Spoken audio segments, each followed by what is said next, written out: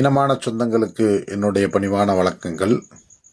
தமிழ்நாடு தேவேந்திரகுல வேளாளர் சமூக அரசியல் ஒருங்கிணைப்பு குழு சார்பில் இலக்கு 2026 அதிகார அரசியலை நோக்கிய ஒரு பயணத்தை நாம் தொடங்கியிருக்கிறோம்.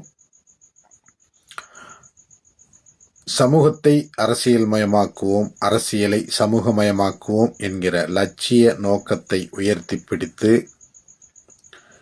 அதிகார அரசியல் எழுச்சியே அரசியல் அதிகார புரட்சி என்கிற முழக்கத்தை முன்வைத்து கடந்த டிசம்பர் 7ஆம் தேதி சென்னையிலே ஒரு கலந்தாய்வு கூட்டத்தை நடத்தினோம். அந்த கூட்டத்தினுடைய முடிவுகள் பல்வேறு சங்கங்கள், சமூக செயல்பாட்டாளர்கள், அறிஞர்கள் கலந்து கொண்ட அந்த கலந்தாய்வு கூட்டத்தில் அந்த முடிவுகள் எல்லாவற்றையும் தொகுத்து சமூகத்தில் உள்ள பல்வேறு தரப்புகளிடமிருந்து கருத்துக்களை பெறப்பட்டு 28/12/2025 தேதி பரமக்குடியில் அதிகார அரசியல் தீர்மான கூட்டம் ஒன்றை ஒருங்கிணைத்து 6 தீர்மானங்கள், வரலாற்று சிறப்புமிக்க 6 தீர்மானங்களை அங்கே உறுதி செய்யப்பட்டது.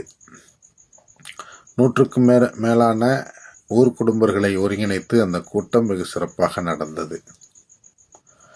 வரலாற்றில் முதல் முறையாக தேவேந்திரகுல வேளாளர் சமூகம் ஒற்றை சாதி அரசியலிலிருந்து மைய நீரோட்ட அரசியலை நோக்கி தன்னுடைய பயணத்தை தொடங்குகிற ஒரு அறிவிப்பு கூட்டமாக அந்த பரமக்குடி கூட்டம் இருந்தது.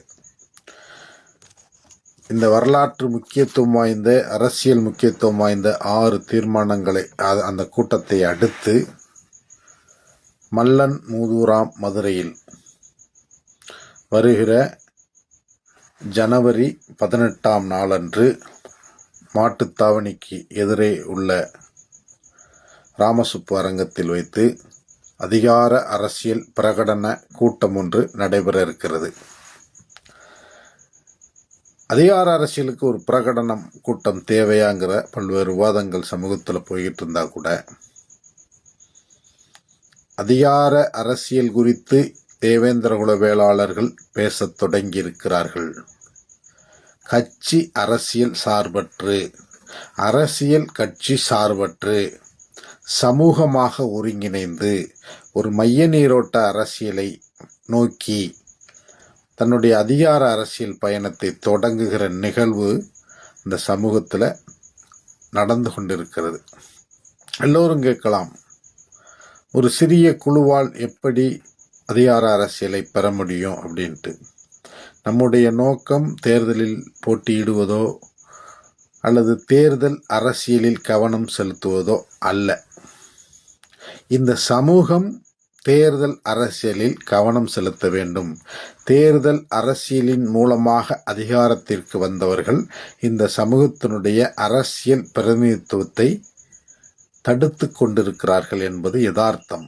இந்த யதார்த்தத்தை புரிந்து கொண்டு சமூகத்தில் மாற்றத்தை நிகழ்த்தும் நோக்கோடு இந்த ஒருங்கிணைப்பு முயற்சி, மாபெரும் ஒருங்கிணைப்பு முயற்சியை முன்னெடுத்திருக்கிறோம்.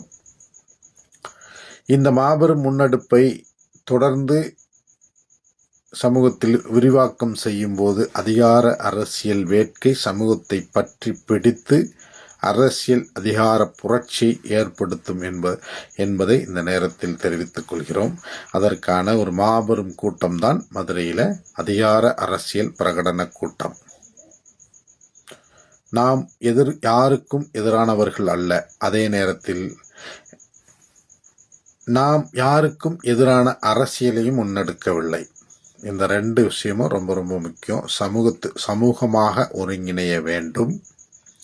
சமூகத்தினுடைய முழுமையான வாக்கு வங்கி வலிமையை வெளிப்படுத்தி இந்த சமூகத்திற்கான அரசியல் பிரதிநிதித்துவம், பொது தள பங்கேற்பு, ஏறத்தாழ 30க்கும் மேற்பட்ட பொது தொகுதிகள் இருக்கிறது. தேவேந்திரகுல வேளாளர் சமூகம் பெரும்பான்மையாக இருக்கக்கூடிய பொது தொகுதிகளில் எந்த அரசியல் கட்சிகளும் நமக்கான வேட்பாளர்களை அறிவிப்பதில்லை.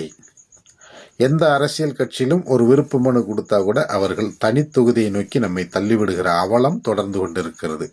இத்தகைய சூழலில் தான் இந்த பிரகடன கூட்டம் ரொம்ப முக்கியத்துவமான கூட்டமாக இருக்கிறது.